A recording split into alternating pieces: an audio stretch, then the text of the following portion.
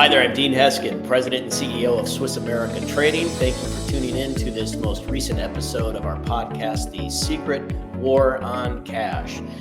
Today, actually, I have joining us a senior account representative from Swiss America, Richard Cromwell. Good morning, Rich.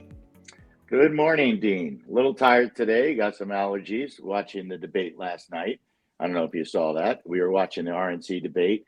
A little discouraged, though. I think the Vic is the only one who brought it up. It was amazing last night. I had to turn to channel 12. I think that's NBC or CNN, which my TV never goes to. Well, so a little drag in here. Well, I gotcha. In fact, before we get started on today's topic, Rich, if you would, tell our listeners a little bit about yourself, your industry experience, and things along those lines. It's a funny question you asked that because I turned 60 years old this year. I started with Swiss America in 1997. Worked in the coin industry prior to that, all the way back to 1987. So when I started to think about the question you're going to ask me today, after graduating ADP, graduated from Adelphi, then working in the industry of accounting through automatic data processing, I started working part-time, just like a lot of Americans have to do today just to survive. I mean, back then, my initial starting salary in the accounting industry was $17,600. Well, living in New York, as you know, you can't even survive on $17,600. So fortunately, I had a part-time job working with one of the coin industries, one of the best in New York at that particular time. But the bottom line is now, I think I've been with Swiss America, about 26 years? 26, yeah. Somewhere around there, and about 36 in the entire industry.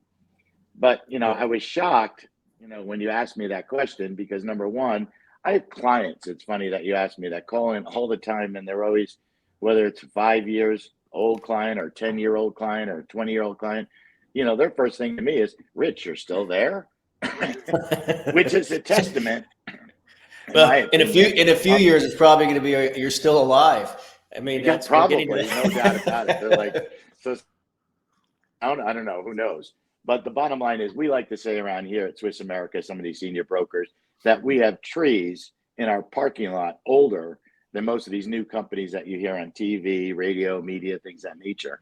I'll tell you what, success, I got to say congrats to you. 42 years, you working with Craig, Swiss America. It is really the Rock of Gibraltar. It is the coin standard for the industry. Well, that's very kind of you to say it. Because of guys like you and a great team we have, that's exactly why, Swiss America has had the longevity it has, the success it has, and success that has been led, if you will, by, our customers. And we're so appreciative and grateful for that. Well, they always say, and I want to end with this, Swiss America, for most of the individuals that have worked there, and there's quite a few of us, over 20, 25 people over there, that have really taken to heart Swiss America as their family. That's absolutely and I will say that's true. Yep. Nothing, as Craig Smith always used to say, nothing better than making money with friends and family. And that's 100%. That's a culture he created, and we hope to carry on for years and decades to come. You can't pick your family, but you can pick your friends, and I hope you're one. That's exactly right. That's exactly right. All right, on to business. Today, we are talking yet again about the banks. And as I was preparing for today's show, I was asking myself, is this something we really want to talk about again? Because we've covered it quite a few times. The reason I think it's something we should, as we've mentioned before, is it's not getting the exposure it should on the major networks. And it's something that is becoming increasingly more common. And certainly no one wants to be blindsided with their bank closing or their accounts being frozen or anything along those lines. And this particular article that's on your screen now, and for those of you listening, you can click on the link. It's talking about problems being experienced by Chase customers. We've talked about Chase before, as they've had the quote glitches that have created a lot of financial stresses in people's lives recently. And do I think these situations are intentional? No. But it doesn't change the fact that they are creating real life problems for depositors. Using a bank should be, or at least for the most part, has always been like having air in your car tires. It's somewhat of a given. Are there instances where we run into the unfortunate situation where, a tire may have lost its air? Well, sure, that can happen. But anymore with the banks and the stability there, it seems like a hit or miss endeavor. And adding to the stress of this situation, Chase has been telling customers that the situation has been resolved, and yet days later, they still have zero access to their funds. Now, Rich, have you or any of your clients run into problems like this?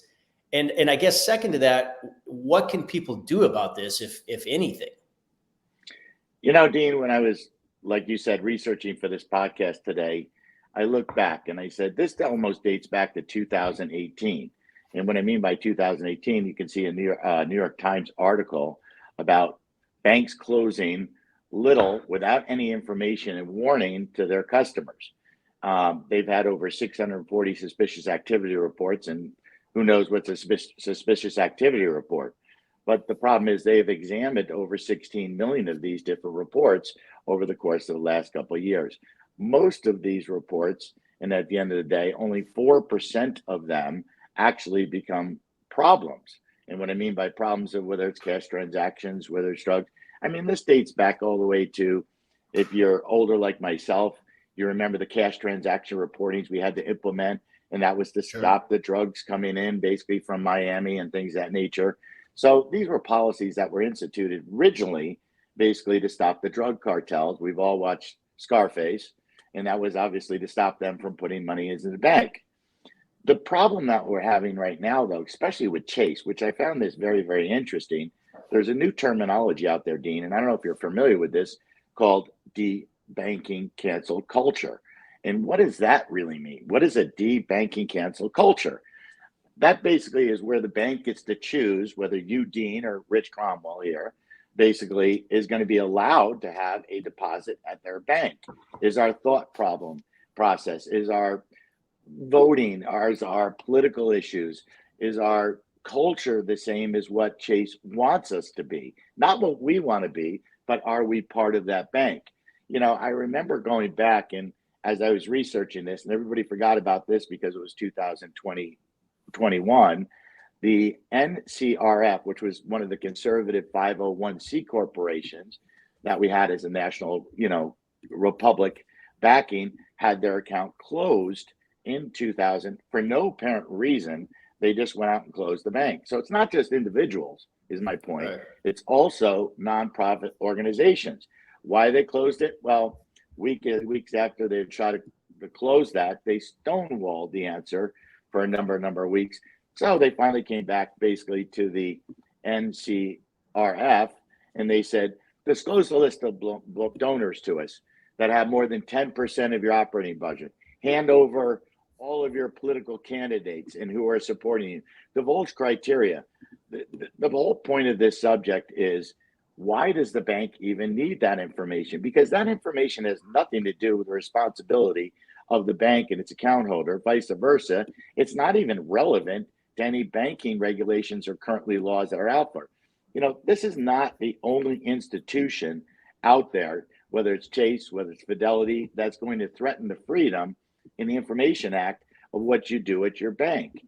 So the point I'm trying to make to most of my customers right now, it's not going to get better, because as you have the invention of AI, which is artificial intelligence, you're going to see it. It's probably the biggest stock out there. You're going to have different things called cross-pollination. And what cross-pollination, everybody thinks of the plants and they're going to go back and forth, but cross-pollination can also be talked about in AI in the banking industry.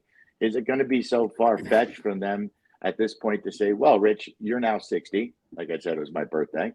And the bottom line is, are they going to cross-pollinate my HIPAA information, whether I have high cholesterol and I love to eat pizza every week, therefore I'm not going to be a good candidate for the bank to give me a loan at 60 years old? I don't know, Dean, but this invasion in terms of your privacy, your information, what is out there in the bank really scares me, because as I get older, I start to realize that it's not just the critical problems that we have in the bank, because we do have a lot of problems in the bank, and we'll get into that in a minute. But it's also, too, the information, the gathering, whether it's through what you do, how much gas do you actually use every day? Do I have a cooking stove? We see this all the time. Is it gas or is it electric? I don't know, next thing you know, I could not be part of this whole Green New Deal, and whether it's carbon credits or going back and forth. These things scare me as an individual going into retirement, because the whole point of retirement, as you and I both know, is we've worked hard. I worked all my life to save a little bit of money. Can we save individuals out there living paycheck to paycheck? Probably not. But we Sure. can, if you had stashed a little money away, guess what?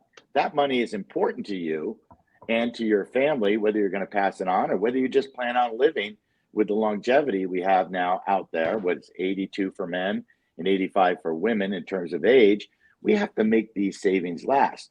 Well, is this Sure. government intervention, and it's purposeful intervention, is that going to affect how my retirement is set up? I don't know, Dean. What's your opinion on the whole subject? Well, it's a complicated sea that we find ourselves swimming in, all of us, and that's part of the problem, is that we are experiencing issues with banks. We're seeing a lot of a different landscape in terms of corporate America, albeit corporate real estate properties that are vacated currently. What some would suggest might be a real estate market that's poised for a correction. The same thing with stocks. And you're right. I mean, there is so many things that we grew accustomed to becoming the status quo or the norm in terms of our finances. And now you take something as basic as banking, like we were just, addressing through this article, and the instabilities there, banks freezing accounts, closing things down. And, in a few podcasts ago, we had Chris Agolestos on, and one of the things he brought up, which I think is a good thing, when there are a lot of different ways that we can look at these topics that you've brought up. But when you get down to the basics of banking, a good suggestion he had was, a person, keeping a couple different bank accounts. For himself, he keeps, his savings portion in one part of his banking, and in a completely separate bank, he keeps his everyday, paying the bills type account there. Diversifying, yes, have your retirement and maybe some equity, some land, have some physical metal. That's the whole key, is diversification, because again, any given day, there are so many different landmines, it seems, financially, that a person might run into. You need to have a good balance and know that, as the old saying goes, Rich, not all your eggs are in that one basket. So, well, thank you for that. And another thing that, is on this topic of banks, I think part of the reason people are or should be concerned is that these accounts are being frozen at a time where we are experiencing a slew of overall bank failures or closures. There have been 6 so far this year, the most recent being a smaller bank, Citizens, out of Iowa, I believe. And you can see on the article on your screen, the financial problems that are seemingly plaguing these banks seem to be only just getting started. And with the way things are so interrelated in the markets, it's like knocking down a row of dominoes. You knock one over and it causes a series of ripples everywhere. Related to this, many experts have been pretty vocal over the last several months that as the banks may be reflecting our vulnerabilities in the banking system, there's a bigger picture threat where the cracks in the system could be devastating to the US dollar. I mean, what implications do you see there, Rich? When I was researching that article you're talking about over in Iowa, Sac City Bank, and obviously it failed. It's like what you just talked about in terms of diversification. Most people don't understand, but Sac City Bank was non-FDIC insured. It was also a bank that had made many, many, many loans, a total of $17 million to one trucking company. Why is that important to even bring up in this podcast? Because they leveraged themselves and put themselves beholding onto one trucking company. Now, obviously, as trucking and that company had defaults and problems, you being a banker, going into that bank, putting my deposits in every day and just paying my bills, things of that nature, I had no idea that they leveraged themselves to the hilt with one trucking company. So on Monday, when I come in, next thing you know, it's closed, it's gone, it's under it.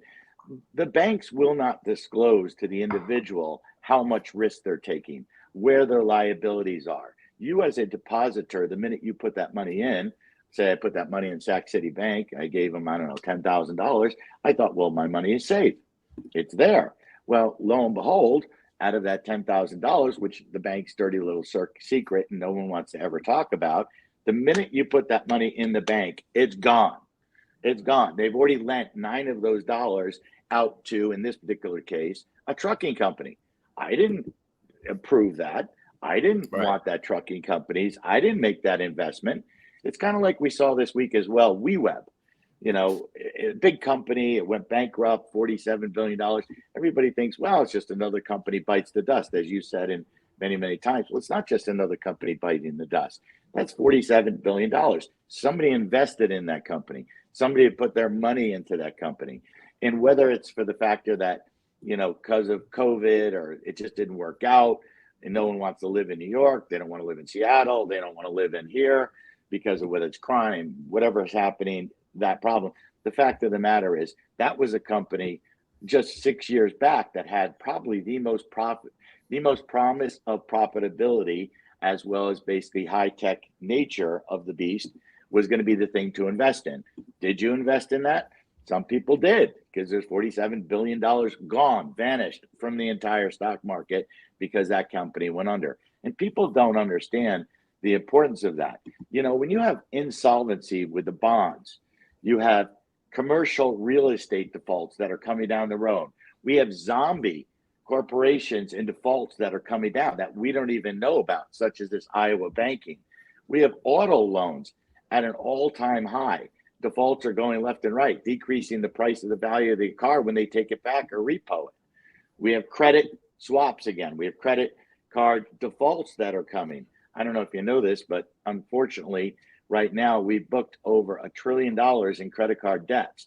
I mean, that's amazing to me that people, and it's not the luxury items. They're not out there buying big screen TVs.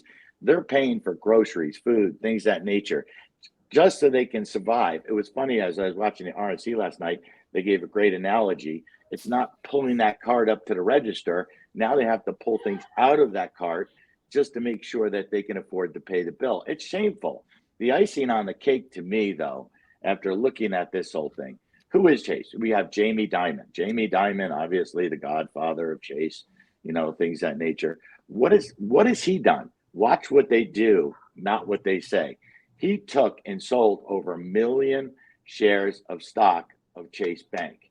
Now, if I'm the person sitting in Chase Bank and I see the CEO, the first time in over his entire history, decide to sell his stocks for $140 million, I don't know, Dean, would you be worried? I mean, that's like you saying I'm going to sell all my shares of Swiss America. I think I'd be a little concerned over Chase Manhattan Bank, and getting back to your first subject, because if the CEO doesn't trust his own shares of stocks, why should you? Yeah, it is ironic. He pulled out all this money out of Chase at the same time. All these depositors can't pull their money out of Chase. There is kind of a cruel irony there. I'm not laughing at this situation. It's sad, but it is ironic. It's like this. When I talk about whether it's the bank, the news this week, which I think is very important as well. I don't know if you know this, but this is the first time, according to Bloomberg, we've passed the $1 trillion mark. What the heck does that mean? $1 trillion. I used to talk in millions, billions, maybe I made a mistake before, but now I have to talk in trillions. I mean, soon it'll be quadrillions. I don't even know what that looks like. But the point of the situation is this. We now have topped over $1 trillion at the end of October in order to pay our interest debt. That's what it costs us every single year. Our current calculation, and they're using obviously the interest cost and annualized debt and market, has doubled over the past 19 months. It's equivalent now to 16% of our entire federal budget, which, by the way, we haven't even got a federal budget, and every year we have to extend it. But That's another whole subject we can get in on. The U.S. banks are now sitting on unrealized paper losses worth billions and billions of dollars. Values of bonds have plummeted. They have chosen to hold these and rewrite them rather than offload those investments, which is putting, again, the banks at risk, which is where your money sits. And I want to tell all the people out there, Janet Yellen is not helping us out either. I don't know if you saw her cry this week. She now says Americans should expect a decline in the United States dollar as a reserve currency. Well, wait a minute. Let me sit back and think about this. So what you're telling me right now is that the U.S. is not only having the dollar devaluation, we have bilateral trades that are going on. What does that mean? Big word, bilateral trades. We're no longer buying oil in dollars. They're no longer beans, corn, wheat, exports, imports. They're deciding other countries that they see us for what we really are. The government debt right now, listeners, and you guys should understand this, is now going to surpass $50 trillion by 2033. What does that actually mean? That means $5.2 billion is piling up every single day. I'm going to say that again. $5.2 billion. Wow, and here, I have to read this from the article. It's amazing. This came from where did this come? Wall Street Journal again. $20 trillion is to be added to our national debt over the course until 2020. It's just impossible for us to pay that back. Let me put that in perspective. How much is $54 trillion? If I added up the gross domestic product of China, Japan, Germany, India, and they were added all that up, their GDP is not even as great as $52 trillion. Every day that we have this outstanding debt, and we will continue to have that outstanding debt, you're talking about $5.2 billion every single day. That's at 218 million every single hour. These are crazy numbers over the next 10 years. I don't ever think that's going to be a solution out there for the country. And they talk about, like they did yesterday, we need to cut spending, we need to do this, we need to do that. When you have a big ship, and we have a big ship, and you want to turn that ship around, it takes years to turn that ship around. So we're already in a banking crisis. We're already there. The question is, what are you, the listener, going to do about it? I have a solution. If you want me to talk about it, I can. Fire away. Fire away. All right. The solution to this whole thing, I've been working at Swiss America, as I told you before, for over 26 years. You have to become your own banker. What does that mean? That means you need to hold gold and silver, other forms of investments that have no contingent liability. They're not contingent on their taxes, things of that nature. Unlike real estate or mutual funds or bonds, when you invest in your real estate, which is partially and probably the biggest asset most people own. That's the home I sit in, I live in, I work in, whatever you want to call it nowadays because of COVID. That's the biggest asset most people have. But they forget that on a yearly basis, they have a contingent liability. Well, what is that? That's the taxes. They can raise your taxes every year. You see nowadays, because the fall season just went, you got to put gutters up to make sure your leaves are going to go down. You got to repair the doors. You got to put the new air conditioning system in, yada, yada, yada. You have a lot of maintenance and problem with that. You can do the same thing with physical gold and silver as if you're holding in your portfolio your home. What does that mean? Unlike similar to stocks and bonds, where you also have capital gains, you have to start to worry about geopolitical conditions, whether now it's an IRA, a Roth IRA, whether we want to get in KIOs and things of that nature. Obviously, those things can be changed by the government, can also be seized by the government. But on the other hand, your gold and silver that you hold in your hands is not bound to any country, to any currency. It's been around for 6,000 years, as Craig used to always tell us. And I go back to the old statement, which really hits hard. Right now, I tell all my customers, and I talk to them every single day, I'm not so concerned, you remember this from Will Roth, I'm not so concerned on the return on my money, as on the return of my money, especially when you bring up to these, listeners that they can steal the money, not rephrase that, steal the money from the bank, but that's really what they're doing, or closing your bank account so you have no access to it. Gold gives our investors, who we talk to daily, privacy, freedom, and the essentials that they're going to need as we go into this banking crisis. It's not, if you don't hold it, you don't own it. I'm going to show you a real quick picture, and you're probably going to yell at me later about this, but this is what I have. I'm sitting here holding it. I'm going to show it to you. This is a 1914 S $20 St. Gaudens, Mid-State 64. This is mine. Oh, wait, let me get the video. Obviously, I'm not going to sell you my coin because guess what? Just like you, I'm going to need it. So sure. The bottom line is you can call our representative. I thought about this as coming on the podcast. you could talk to senior broker here, and the senior broker here, when they say senior, they really are senior. I mean, like myself, I'm 60 years old now, but we have, and Dean, thank you for this. We have brokers here that have over 25, 30 years experience with this company. And yes, you can go on and read all you want to go on the internet, things of that nature. But I don't understand why they just don't call Earl Brown, Johnny Collier, Phil Gordon, Kelly, Steve Most, Tom Rodriguez. I can go on and on myself that have over 25 years worth of experience. This is a brain trust that you have developed with Craig Smith over the years. Why not sit down, spend 5-10 minutes, ask any question you want. We're not going to try to sell you anything. All we're going to try to do is help you navigate the troubles which Dean has always been bringing up. And I got to say, the last thing when I was thinking about this, investing in gold is obviously a wise decision for anyone because it gives you the security, the independence, keeps you private, and all these subjects we're going through. You're controlling your own wealth. But I got to thank you for one thing. I mean, when I looked at Swiss America and I was saying, what's going on right now? What's happening? You have brought an evolution to the company to bring us into the 24th century. Most people, and the common questions I get, well, how do I know how much my gold worth? You've come up with that solution. We have Sure. the best online access. You have timely updated portfolios you can see immediately. Dean's putting out real world news daily, weekly information, and nobody ever wants to talk about that. So thank God we have the first CEO, which was Craig Smith. Now we have the second one. Craig, don't get me wrong, he was the best in the industry. Respect the man to death, helped me a lot. But now you're teaching me that with these online portals, CBDC coming, things of that nature, how are my customers going to access? And you've given them the ability to do so. So I'm going to thank you on that one. Well, I appreciate that. And it's, as the old saying goes, Rich, it takes a village, and we've got a great village at that. So no doubt about it. I hope I helped.